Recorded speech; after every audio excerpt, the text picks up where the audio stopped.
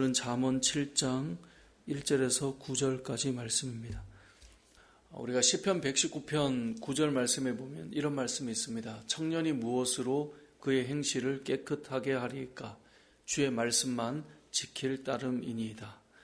그러니까 청년이 무엇으로 행실을 깨끗하게 하겠는가? 거기에 답이 주의 말씀만 지킬 따름이다 라고 말하고 있습니다.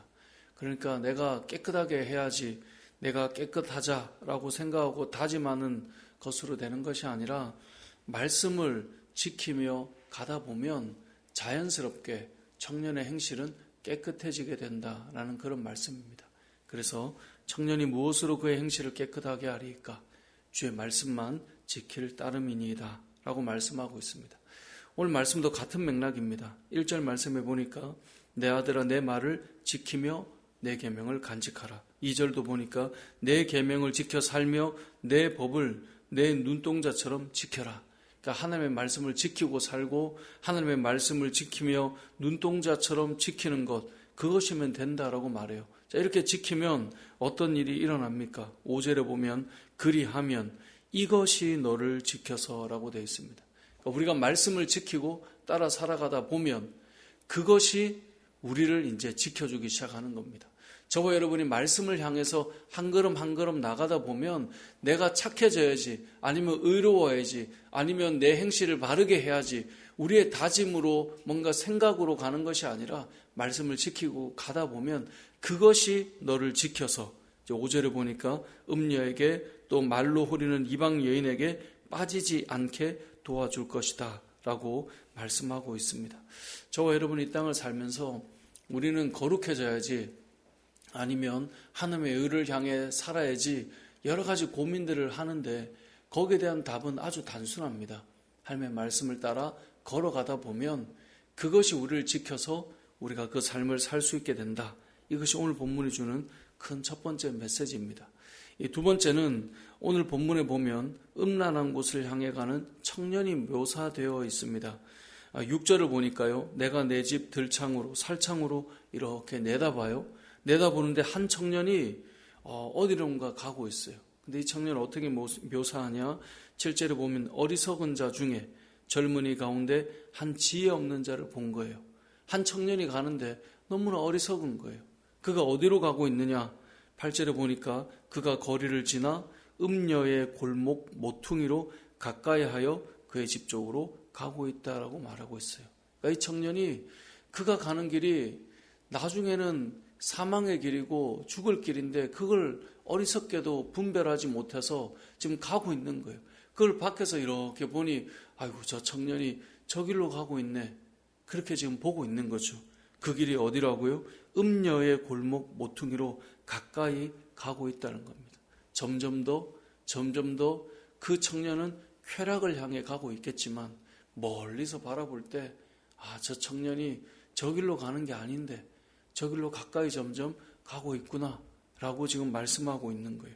그런데 그 가는데 시간을 보니까 9절에 보니까 저물 때, 그리고 황혼 때, 깊은 밤 흑암 중이라고 표현하고 있습니다. 음녀의 그 집 가까이 모퉁이로 가고 있는데 그때가 언제냐? 시간이 점점 어두워지고 사람이 점점 그 어두움 가운데 가려지고 점점 보여지지 않는 그러한 흑암으로 점점 들어가고 있다라고 되어 있습니다.